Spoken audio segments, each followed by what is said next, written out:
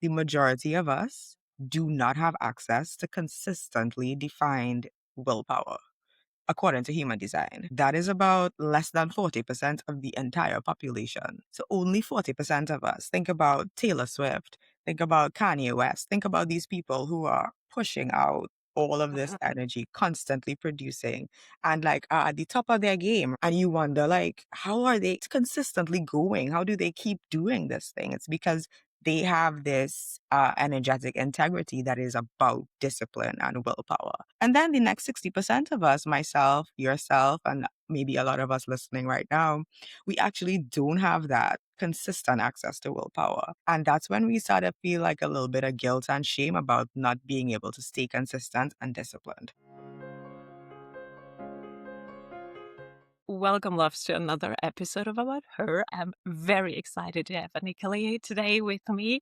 Thank you so much for being here. We had a lovely chat before we hit record. So I'm very excited to have you to speak about willpower, human design, and everything else that comes up. But before we do so, I always want to offer some space for you to share a little bit about you, whatever comes to your mind, whatever you feel fits in here or which just pops up. All right. Thank you so much, Anna, of course, for inviting me onto the podcast. I'm so excited to be able to sit here with you today and talk about human design and how it impacts the way that we use willpower and discipline in our lives, right? I'm Aneakaleigh Neils, as she mentioned. I'm from Trinidad and Tobago. I currently reside here, but before that, I've been traveling around the world a lot. So I have a lot of lived experiences in different cultures. And I love the way that human design helped me to make sense of all of the things that I've lived through so far. So I'm looking forward to today being able to share a little bit more insight into human design and willpower with you and your audience. And yeah, let's dive in. I am so excited. I mentioned to you that I'm studying human design since a Yeah. year, but Yeah. it's so deep that I feel like I just maybe tiptoed a little bit, Right. and it feels like I know nothing about it, even though I try to make a lot of effort to do so. Exactly. I think it's what you shared before we hit record was like how when you've really dove deep into human design, how much it actually kind of maybe explained or made sense of past experience you had. And Yeah. that was what we do. So I guess that's quite a common thing when you stumble upon the depth and the accuracy of human design. So that's maybe something that you, my dear listeners, have already explored. And I think it's something we can maybe never stop exploring. But for Exactly. today, yes, but for today, what we try to focus on is talking about willpower, about what we call discipline, and how we can look at that from the standpoint of human design. Maybe like what comes up for me is having these gates where maybe you have a hanging gate, or you have you kind of think okay, well, that's a trait that I would love to, get to, but it's not in your chart. So you don't have the initial access. And how do you get there maybe without the willpower? A way makes sense to actually put some effort, some discipline into say okay, well, I know I always start something, but I don't end things. So where can I kind of, connect on there? So yeah, let me know your thoughts on this. All right. So I love that you started there because one of the things for me with human design, like right off the bat, like I want to let you all know that it is not so much like this personality test or like this thing that puts you in a box of this is what you can do and this is what you can't. It's actually an experiment. It's like, you've ever heard of quantum physics? It's you experimenting with the idea that your energy has a certain energetic blueprint. And what does it feel like for me to show up in the context of, in the case of this conversation, willpower and discipline? What does it actually feel like for me? And I asked you, in order for us to do this episode and let it have a little bit more depth and be grounded in something, to share your human design, your birth information with me so that we can Yeah, talk about it through your lens. And Anna, pulling up your chart, I was like, this immediately explains everything. of course.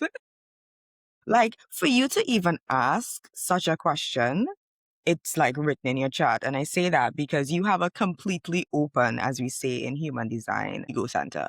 What does that mean? It means that none of the gates in there are defined. And for most people, it's like, oh, so then I'm just not here to have any willpower. No, that's not what it means, actually. It means that you're here to be wise about it. Because when you also mentioned that bit about the hanging gates. So you have gate 25 hanging off of the 51.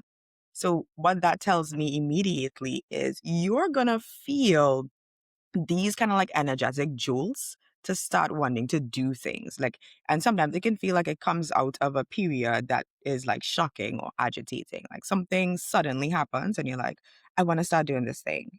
And it's rooted in like that moment. Mm. But that's probably because of some kind of transit that's going on, or maybe somebody in your environment that activates the gate 51.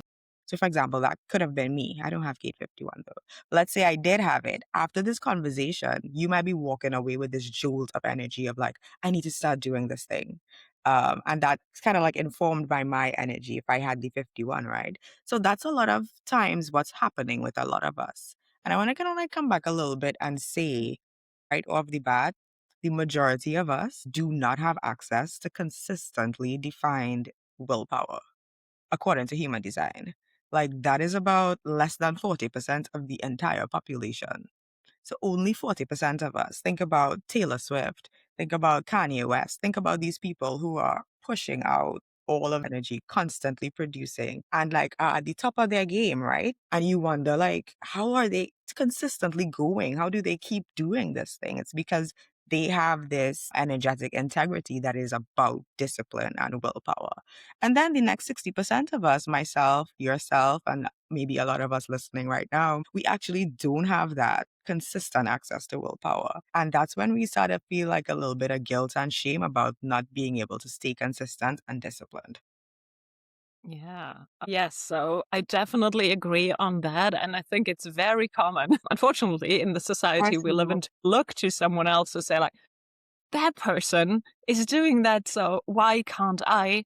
And that has a beautiful side to it. But often we kind of use it to say, like, oh, I'm not good at it or I Yeah, lack something, instead of saying, like, okay, with the, how to say it, like with the right quote unquote energy coming in, like another right. person being to like lend me their willpower, or a Mm-hmm. trans coming in, I do have access to it. So maybe it's Yeah, just a different one than these 40% that actually have the willpower right. defined.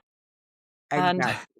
I know for me it's always a struggle because my son has the willpower defined as Oh, the only one in our family, and it's like, my gosh, it sometimes feels it's a feel thing. the difference, right? Can't you? Like Yeah, when he's there and when he's not. Yeah. So like you totally. feel how you feel not having like, consistent access because that center is a motor center in human design, which Mhm. means it makes its own energy, right? So like if you have that defined, then you are your own quote unquote source of willpower. Versus when it's undefined, like you are feeding on other people's, but it also depends on are they in energetic integrity with their own willpower and their own source of discipline? And that bleeds into how you then interpret it on your own side too.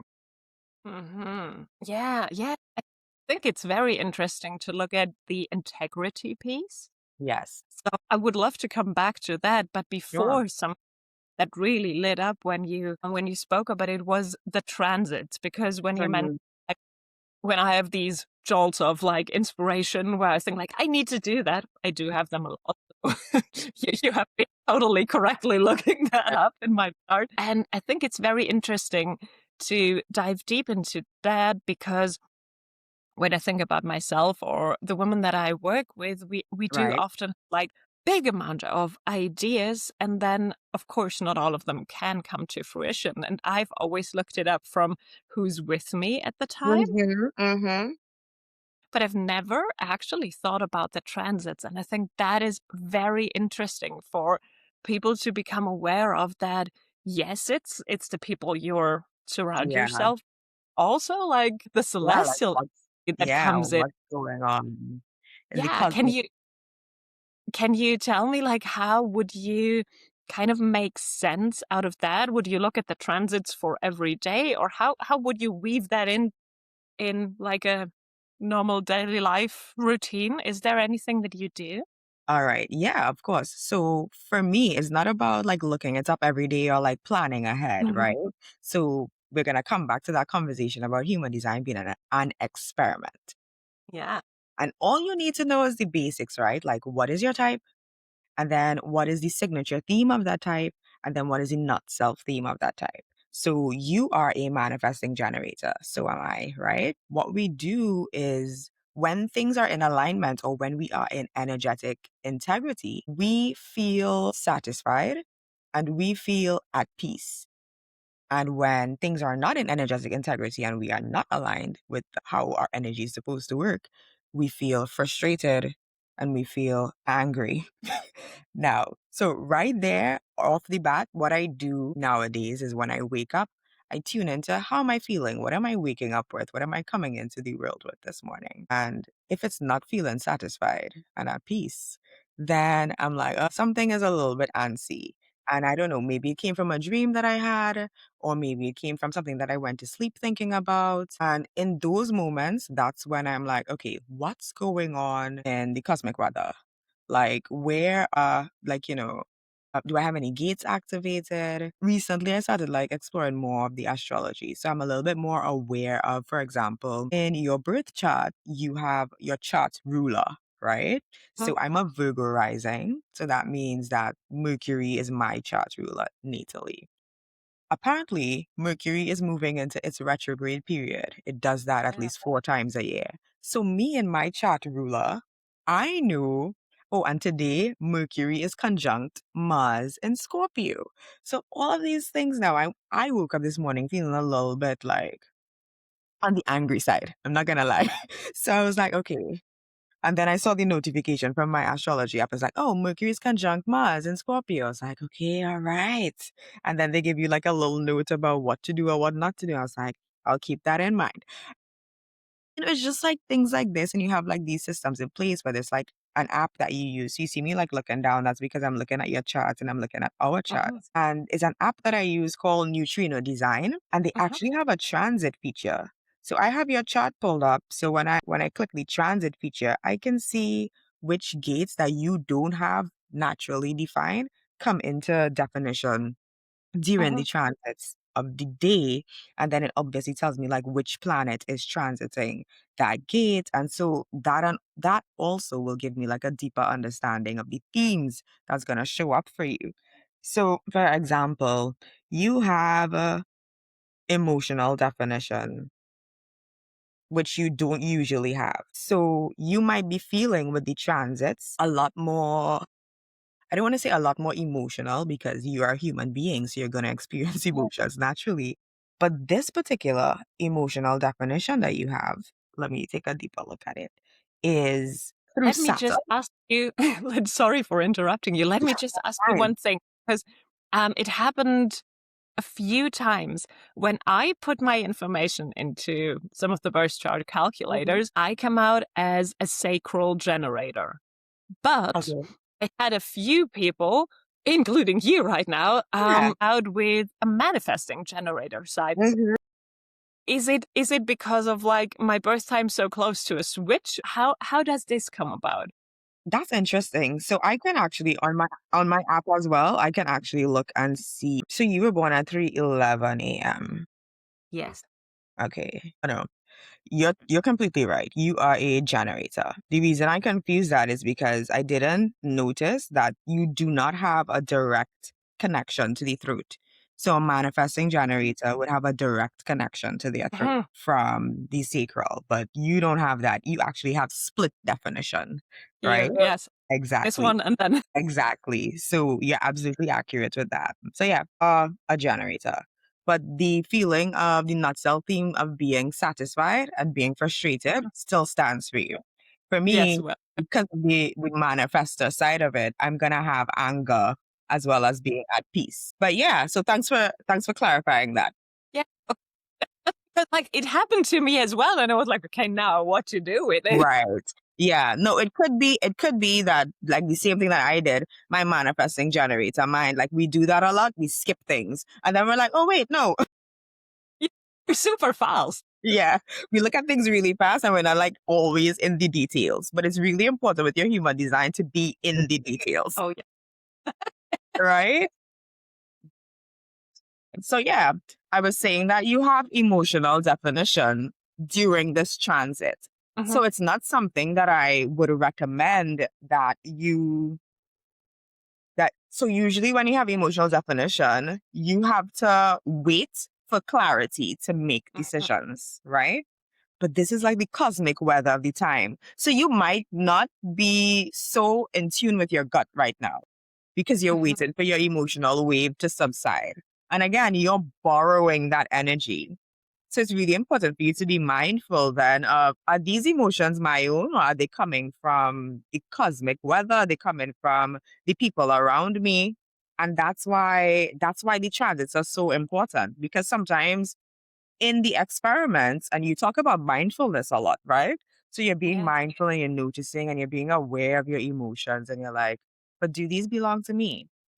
Like, this is not something that I usually carry. So, like, over the course of this transit, I recommend that, you take time to clear your energy. And like you Mm. continue doing those practices where you sit with yourself and you notice what belongs to me and whose story is this? And is this something that's benefiting me? Like, you know exactly what I mean, right? And I think it's very important, maybe even more important in these transit phases. But like I always try to teach my clients to kind of make it a routine to do that anyways. Exactly. But to just like kind of get your baseline of who you actually are, because over time you kind of see a little bit clearer. I think that's very beautiful that we have the ability in human design to actually see what the transit does and like how Right. it comes up, but to actually know like, who am I? What do I want? Yes.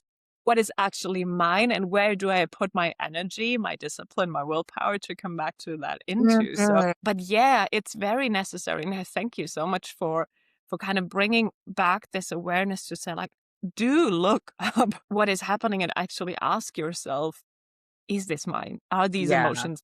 Is this actually Yeah. like, do I actually need to kind of let that in? Or can I Mm. just say, like, I'm not mine? Thank you, but go. Exactly. Yeah. Yeah. And I love that you say it's something that you tell your clients to make a routine, because at the Mm. end of the day, you're not always going to have time. Like you asked me earlier, do I always look at the transits? No, it's just about being aware and being with yourself and noticing this isn't naturally who I am. So where is this coming from? And what do I want to do with this right now? Yeah, that's very beautiful. And I think if we come to a level of awareness where we can actually do that and see like, okay, I know myself well Mhm. enough to, that's not quite myself, how I feel today, how I maybe behave today, the Yeah, emotions up or the scale of the emotions. So exactly. let's get where can it come from? And then I feel at least it's easier to kind of let go of things when I actually kind of logically see that they are not mine. That makes it Exactly. very easy to say like, okay, that anger, totally not mine. Totally You not can mine. go. That's very nice. Regarding the willpower, because you said that like about 60% of people don't have it. And I know a lot of women struggling with this. What would you say, or how do you kind of navigate this inconsistent energy of the willpower depending on like who we are with? Yeah. How do you come back to say like, okay, did I actually want to say yes to that thing? Or making decisions, I think with an open willpower center is an art form. It is an art form because similarly to you, mine is undefined, right? But Mhm. I have one gate and it actually Mm. happens to be my conscious son. So sometimes I feel like that's the biggest joke, because I'm like, oh, my purpose in this life is only accessible during a transit or only accessible when I'm connected to the right people. But I'm being very harsh on human design because that is true, because I'm a 4-line profile. So it's all about the networking and the building communities, right? But all that to say, when so for me, my experience is understanding what is the whole purpose of gate 26, right? And literally, this gate is about your willpower, or the idea of willpower through this gate is that it's not about pushing, it's not about forcing. It's about being in energetic integrity and trusting yourself and knowing when is the right time. And I'm not gonna mince my words and pretend like that's the easiest thing to do. It's not. Like sometimes I'm like, I really want to do stuff, but my energy, my body is like, we do not have the capacity for this right now. And it's about being able to be honest with yourself about what do you have the energy for. And a great question that I started asking myself was, when I make decisions or when I want to commit to something, like, am I committing to this out of fear or am I committing to this out of empowerment? So is this something that I'm only saying yes to because I'm afraid that if I say no, people aren't gonna be my friend anymore. People are gonna look at me differently, or I'm not gonna be making enough money, or whatever the fear might be rooted in, versus how does me making this decision actually empower me to live my life the way that's in energetic alignment or energetic integrity. That's one part of it. And then the other part of it is knowing that my ego center is undefined and I don't always have consistent access to this, yes, do this energy. It's about allowing myself to ride the wave. Sometimes you get on a train, but you're not going all the way to the end. Like you just need to get off maybe 3 stops later. Like allow yourself to hop off the train. Because you know what? In real life, there's another train that's coming. There's another one right behind it if you wanted to get on again and continue the journey. And that was actually a lesson that I learned when I was in Madrid. Wow. So I remember I was going to work and I was rushing and I was like, I need to get on this train because I'm going to be late. Then the train was full. And I was like, I can't get on that train. There's no room for me on that train. And I will be flustered. I won't be able to rest and just have a seat and because it was like a 15-20 minute train ride. I was like, I looked down the line and I could see another train coming right behind it. And I was like, just wait, what's 2 minutes going to do? Give yourself that time to catch your breath, to pause. And then that train pulled up. It was empty. I got a seat. I was comfortable. Nobody's bag was in my face. Nobody's elbow was in my side. And you know what? I made it to work. It was 2 minutes later, right? I made it to work on time. And I think that was such a valuable lesson to me at that time because I didn't have human design. I was just coming into my mindfulness practice. I was just learning about feeling all of these emotions and what do they mean and what to do with them. So that simple moment in my life really created this ripple effect now that I can look back on that 5 years later and be like, I feel like that's where it all started, where I stopped pushing and forcing and was like, just take a pause, take a breath, let things happen the way that they're unfolding, and don't force yourself. Don't force something that's not totally necessary in the moment. I feel like sometimes I ramble, but I really hope that you guys got the message that I'm sending there. So much. And I thank you so much because the train analogy is gold. And I feel it's like, I really want to double down on this because how many of us are rushing? How many of us have very unconscious often this you need to be there on time or kind of neglect your own needs because of the expectations of others or what's these constant small stressors that combined make you rush and neglect your own needs for Mhm. what actually I don't know. So this analogy of there's always another train coming. It's kind of like the endless abundance of the universe is just waiting behind that full train. So Yes, relax, take 2 moments of pause as one of the most sacred spiritual practices. yes. And there's another train just for you, maybe completely empty, but Hmm. definitely emptier than before. So you can actually have space and allow ourselves to actually say okay, I am worthy that Yeah. space. It's worth it for me to be maybe a little bit late, but be totally in alignment compared to before, where I Mhm. would just be not myself, rushing Right. to kind of be an actor in someone else's movie, as Thank one of you. my first mentors always said. And I think it's a lot about the mindfulness to come back to this, to say why am I doing this? Yeah. Why is it really benefiting me? And that's the second thing that I would love to come back to is empowerment, because that's one of my core principles that I always feel tied back to. So I love that you mentioned it. Thank you. Yeah. Is the actual question to say, like, do I do empower myself with this thought, Hmm.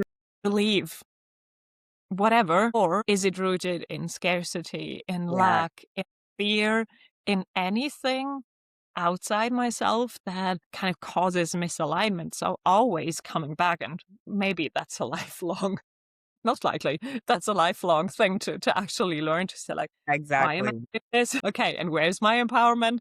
And then go off from there. But I feel the more we hear it and the more we see that it's actually doable, even if you're not living as a monk, the Hmm. more people get empowered to actually try and integrate it. And even if it's just happening a few times, it's much better than if it's not happening. So I Oh, love yeah. that this reminder to actually come back to your own power and say, like, I hold the full power here to experience whatever I want to experience out of this. Yes, yes, exactly. Couldn't agree more. And I'm glad that, you are pulling that out and reminding us all of that. I think about it as our quote unquote invisible power, right? Because we live in a world that's materialistic. Like it's about what you have and who you're connected to and what you can do and what you can produce into material form versus just knowing yourself, being able to trust yourself, being able to give yourself the space to not just be and feel empowered, but to actually empower yourself. Like it all starts within. It does. And I love that for me, through the lens of human design, I get to see that really clearly and I get to share that with the world that Mhm. yes, you do get to take a moment. You do get to take 2 minutes to yourself and see how much that shifts how your energy changes and how you're able to show up and how you're just able to take up more space and just feel fuller and more you. It's actually amazing how small it gets to be. Isn't it interesting that I think human design is such a perfect system for showing that, is that sometimes, or maybe even all of the times, it's the little things that make this difference. If you focus on this one gate or this one character trait, or however you want to say, and really like hone in on that, and maybe not be disciplined about learning about that, but devotion is something that I like to use much more as a word instead of discipline. It has such a big ripple effect, like what you shared about the train. Yeah. You could easily bypass this as a very normal day-to-day human experience of missing one train because it's full and then taking the next one. But it has become such a big thing to Hmm. explain things about it. And that's very beautiful, I feel, because of course the universe does not put anything into place that doesn't learn us a lesson. And if you're like actually aware enough to take them on and to see, like, that taught me so much about discipline, that taught me so much about myself, that made myself like so much more comfortable and my life so much more easy. How amazing is that from such an experience that could be just overlooked? Yeah. And I think, thank you for bringing that up because one of the things that came to me yesterday was how much we as human beings, when it comes to systems like human design, astrology, or even like mindfulness, we always want it to be something big that changes the way that we do something when it's really rooted in these small things. And again, like you have to be aware and you have to be present in every moment of your life in order to notice those things because you'll miss them. Can you imagine that every day you're missing something small that could be the catalyst that would drive change? And I think that that's one of the things that I really wanted to like bring to this conversation. That when it comes to discipline and willpower, we often think it's about this big push or like this big force or like these elaborate 75-day plans. And like at the end of the 75 days, my life's going to change. It will, but let me tell you something, right? This is my personal experience with a 75-day challenge. One of my friends was doing it. She called it 75 hotter. And I love that. I was like, okay, yeah, let's do it. And I started doing it last year around this time. And I realized I never finished it. But you know what happened? a lot of the things that I had put as habits that I wanted to build, even though I didn't finish the challenge and I didn't really pay much mind to it because my energetic integrity it was not aligned. A lot of those habits are things that I did eventually pick up along the way and implemented naturally. Like, because I intentionally set them as goals for myself, but I don't need, and this is for anybody with an undefined will, ego, heart centers, it's called in human design. You might hear it referred to as those three things sometimes. I don't need a container to put my discipline in. Mm. It's like a light switch that turns on and off. You turn on and I'm gonna pick it up and I'm gonna do it. And then the switch turns off and it's not like I'm abandoning myself. It's not that I'm abandoning the goal, is that I'm giving myself space to fill my cup again, let's say. Because you're using this energy, but remember, you don't have it defined. So you're constantly borrowing from somewhere else. Is it someone else? Is it the cosmic weather? Is it another center that you have defined in your chart? So what do you need? You need to replenish that, right? Do you not? Does it, that's like the most logical way that I think of it. So sometimes I borrow energy from my sacral, for example, because I'm a, manifesting generator. So my sacral is defined.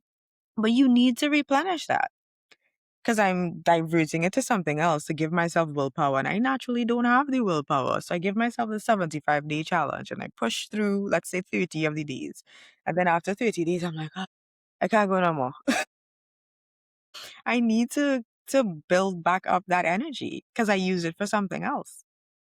It's like, if you had a savings account and you need to borrow money to fix your car, you need to put back in the savings, right? Or do you not? You're just like, oh, well, rainy day fund. And that was a rainy day.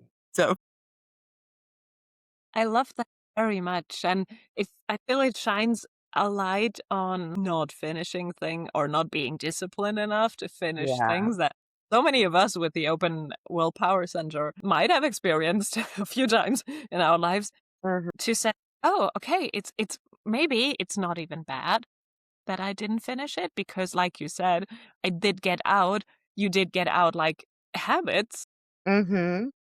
maybe you would not have installed or installed differently than when you wouldn't have done this challenge. But Right. also, it's about seeing the whole system and seeing, like, oh, I took that energy out of the sacral, for example.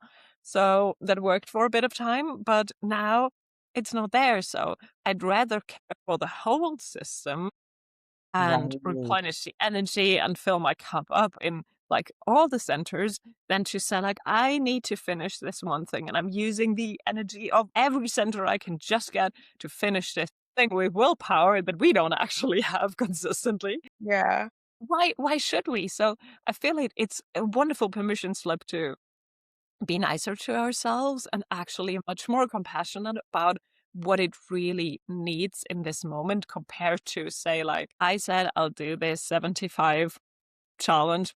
What's that by the way? Oh my god. When you make the gesture, it's gonna come up on the screen. I see how I can I can do that.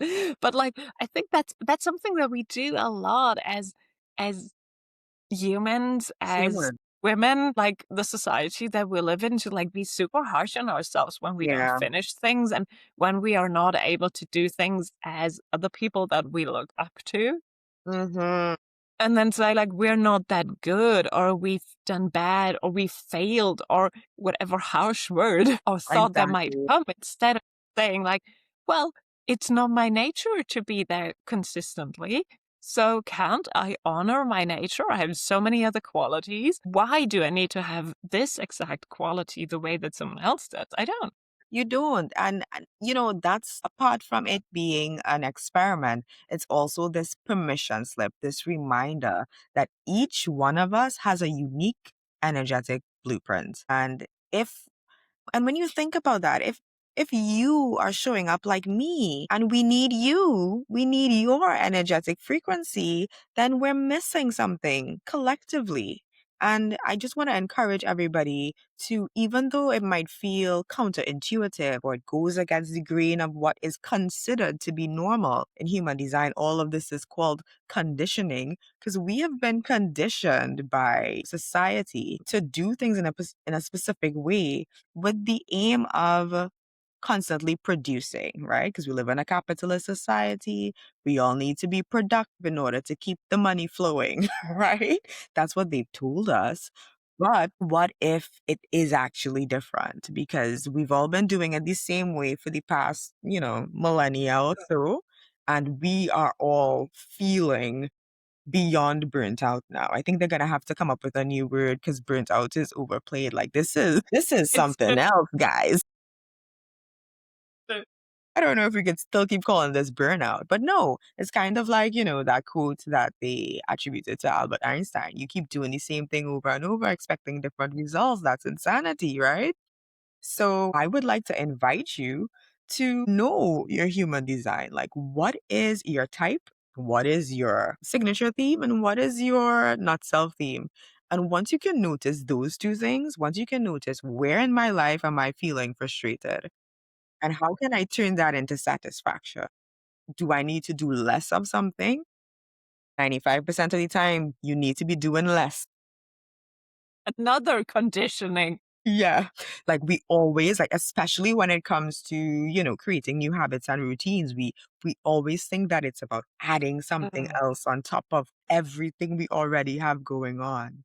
What if it's actually about taking some things out that do not resonate with you, that are not in energetic alignment, that you do not have the energy checks to cash. It's like if you had a credit card for your energy and you keep swiping this card and you're not paying back, but because you can't, because you don't have that energy, you're borrowing it from other people. And this is what your burnout feels like. It's like, the loan shark is back for his money. It's like, you told me I get my money on Friday. It's Friday. Oh, yeah, love that. And Yeah. it's we I agree, we definitely need another word for burnout because everybody has one and they all feel different. And also it's so much about doing less and decondition ourselves. Like that was one of the major aha moments out of the many that I had Mhm. from the human design is like this deconditioning from all that. I was looking at this chart when I first kind of grasped like the bigness of it, and I'm like, my gosh, that's me, but I do behave totally different. So much conditioning. Oh my So gosh.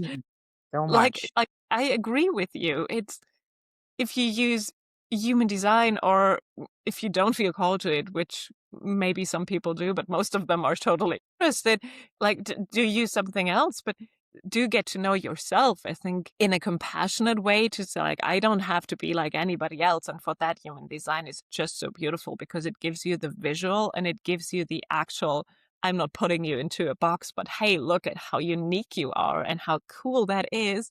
Yeah. Like I said before, it's really so sweet to hear that, to say, like, if I'm a different person because I wear a mask or I'm like struggling with my conditioning and expressing my conditioning, then I'm not myself. And I myself, the way I was designed, am missed.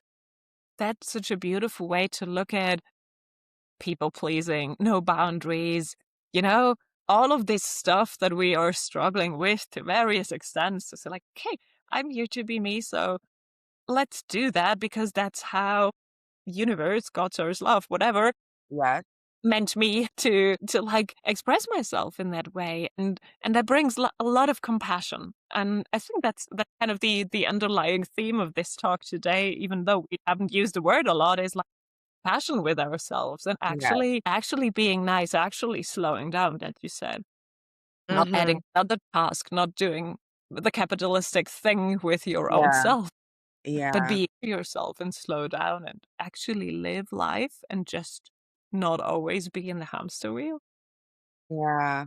Like it's and trust me, I know how that feels like when you get to this point and you hear people say do less, slow down, take some tasks off the list, get off the hamster wheel. I don't know, have you ever been like on a treadmill that's like on 4 or 5 and you try to hop off? You can injure yourself. I get it.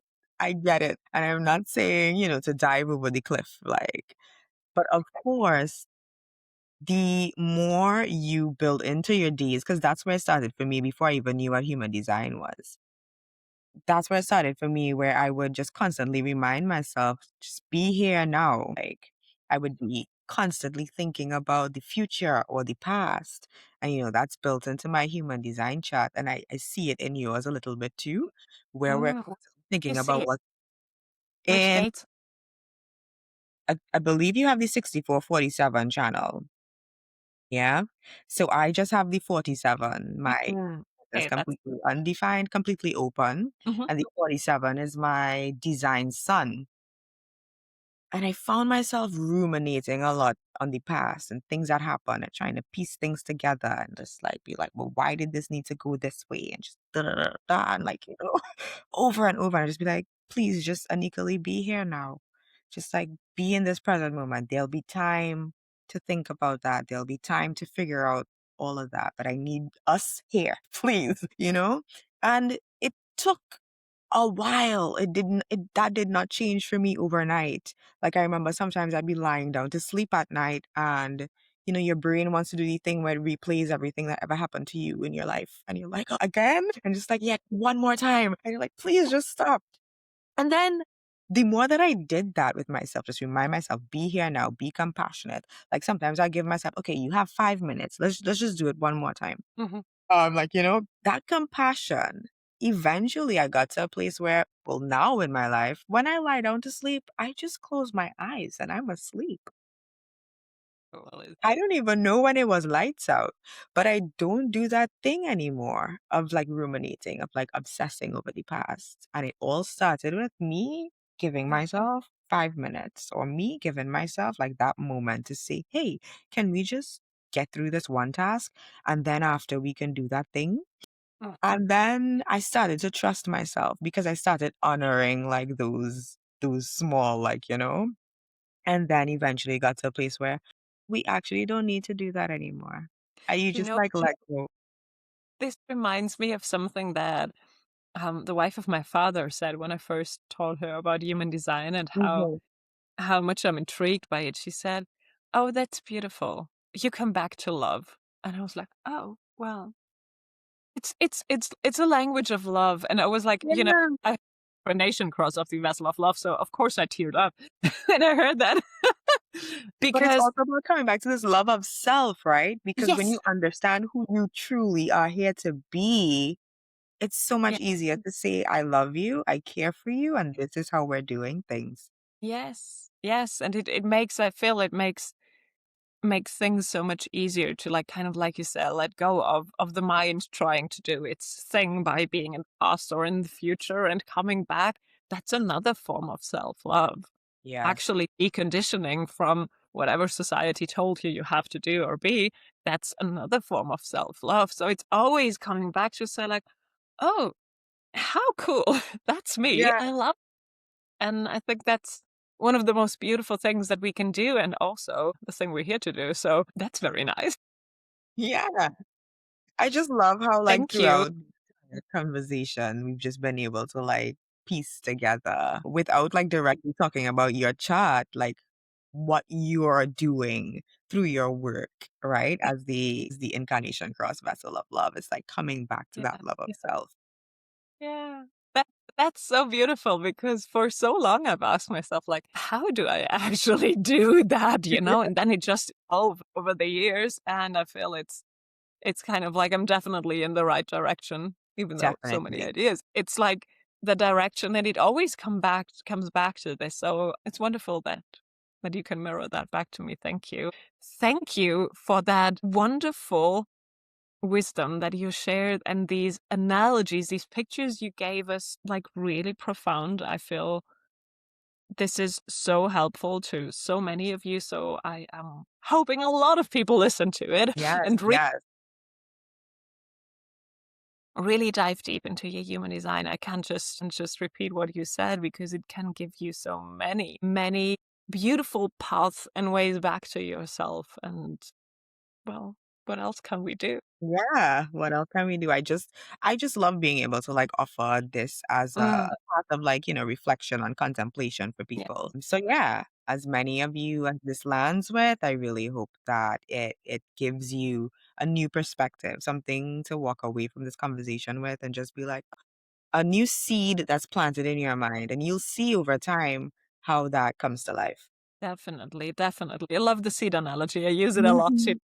So so beautiful to see like, oh, okay, you listen to this and maybe a few months later you think like, that thing again. And then it kind of like pieces things together. So I will put your Instagram and your threads and whatever else you want Yeah. under this podcast so that all of you who want to connect more and learn more about your work and connect with you can do so. Mhm. That And sounds then mhm. yes. And then I hope very many of you will dive deeper into this. Oh, there are so many other things that I would love to ask you, but that must be for another another Another episode. time, I would love to be back, of course. We can definitely do um so many. There are so many things to talk about, but for the Yeah. willpower and the discipline, I feel this feels so complete and so Yeah. round. I hope you got a lot of this out, all you that you listened. Thank you for bringing that joy and this wonderful, like, bubbly energy to the conversation. It is Yeah. so beautiful. Of course, you're welcome. Thank you again for having me on.